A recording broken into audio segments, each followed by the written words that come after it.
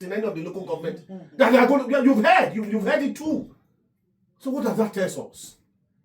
So the pointer is this, which is it's clear as LCA.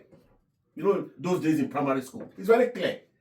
It is to say, okay, we are a majority, so they will cook figures, and they will sell it to Nigerians. That is why I said that as we go out every day to gym, we must at least set aside an hour or two to practice madness. Okay, so if you had asked me, we had this conversation some months back, maybe I would assume that one of the governors that seemed he came under intense pressure that Nigerians were actually empathizing with and speaking up for was Rivers State Governor, based on the one side he's been beaten left, right, and center, or been dented with by the FCT minister, who is his predecessor, and who also has the backing of the president. So many people actually spoke about the injustice, but we've seen a man who has stood the test of time and still remains in PDP. So if you give me an example of maybe if Fubara had defected, I would say maybe. But I never saw a pressure on Enugu.